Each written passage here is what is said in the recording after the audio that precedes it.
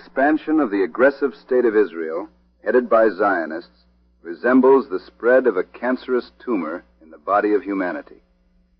This is how the idea of Judaism is embodied, how Zionist plans for the seizure of Arab territories from the Nile to the Euphrates and the creation of the so-called Third Jewish Kingdom of the new biblical Israel are being carried out. They do not hide their joy. Fortune has been successfully deceived and world public opinion cleverly fooled. Zionist generals like to speak about the victory of the Israeli David over the Arab Goliath, but they remain silent about the real components of their dirty war: cunning, deceit, bribery, betrayal, secret killings, sabotage, and blackmail, carried out through a wide network of Zionist organizations around the world and through control of the mass media in capitalist states. Yes, all of them know how to present black as white and white as black, and replace truth with lies.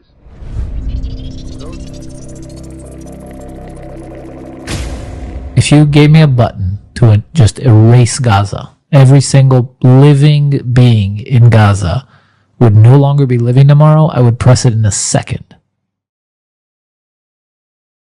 I would say they're not indoctrinated in the sense of, let's say, North Korea. They know exactly what's going on. They have more honest media than the US. They see exactly what they're doing. They see the footage. They know the kids are starving. They agree with it. I would press it right now. Give me that button and press it right now. There you go. And I think most Israelis would. And this is overwhelmingly displayed. This is not just anecdotal through my man-on-the-street interviews when I was in Israel, which I was floored by in a period of relative calm. I mean, it's never relative calm for Palestinians, obviously, but this was in Jerusalem in a place called Tolerance Square, right in front of Zara, you know. And I'm talking to people from all walks of life. Every single person espoused genocidal rhetoric. So he just is making us lose all the water. He's opening the water system so that he's wasting the water for people to drink. He has a gun and he's wasting all the water for people to drink, to give, and he put his foot there so that we cannot forbid him to drink.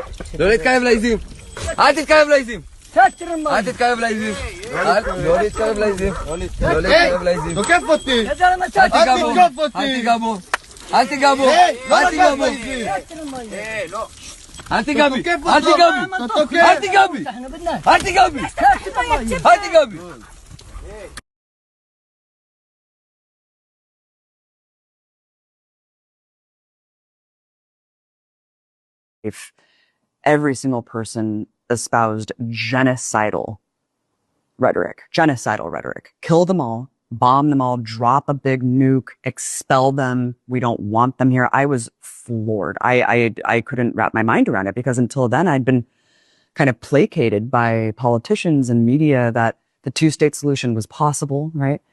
I didn't really realize the impossibility of that until I was there and saw there is no more West Bank. And Israeli society has gone full fucking fascist. It's like Berlin, 1930. I mean, it really was horrific. I felt like I couldn't spend a dime and I felt like I had to take a shower. I was so repulsed by the casual genocidal nature. I've never experienced anything like that. Arabs make a piguim and we need to kill Arabs. I don't think there's any answer to it. Really? There's only one way, like, I would carpet bomb them. You would carpet bomb them? It's the only way you could deal with it.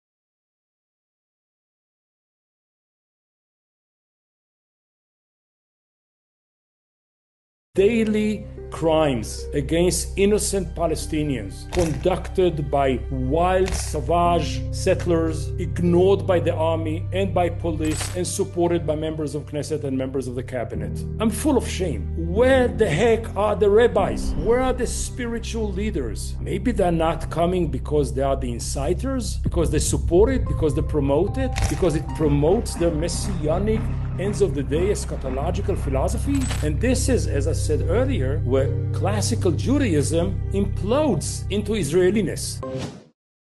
I'm simply making the point, Pierce, that if you define terrorism as targeting civilians in order to affect a political change, then by that objective definition, the U.S. military and the IDF are more guilty of it than anyone else over the last 25 years. Yeah. And when you drop bombs all over cities and you know that innocent civilians are going to be killed, that's targeting civilians. This idea, there is a weird Pierce, idea. Do we have to put this episode out? I like Adam. There we is don't a have weird to idea.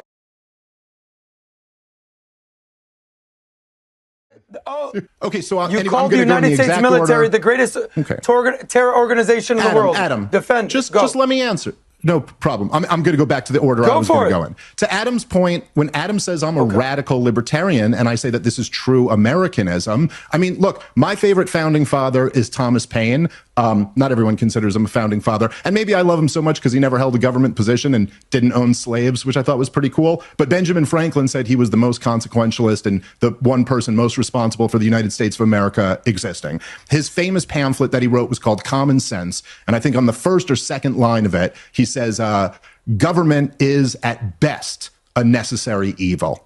So at best, he's like, this is clearly on the anarchist to night watchman state spectrum was what true Americanism was when it started. Now, for me to say what I made the point, and I've made this point a million times on your show, Pierce, I was saying when people come on and say Iran is the biggest state sponsor of terrorism, well, just like give me an objective definition of what terrorism means, and then let's apply that standard universally. And if you're going to sit here and say, look, America has given billions, tens of billions of dollars to the IDF in the last few years. We've also, by the way, given a lot of weapons and money here. Your first guest on this show there, the head of the Obama deep state, was using Al-Qaeda, bin Ladenite head choppers on the ground in Libya and in Syria. And yes, Adam, I would also consider it when our politicians lie us into wars that slaughter millions of innocent people and in many cases target those innocent people. I consider that terrorism as well. There's the answer, Adam. And if you want to keep doing this, buddy, you could tell me to check the scoreboard. I'll run circles around you on this, dude. Check the scoreboard. Most unpopular war in American history going in. Check the scoreboard. 13 dead Americans and 150 plus other wounded. Thousands of innocents, including little schoolgirls in Iran, killed. Dead innocent Israelis. Hundreds of dead innocent people in Lebanon. Millions of innocent people being displaced,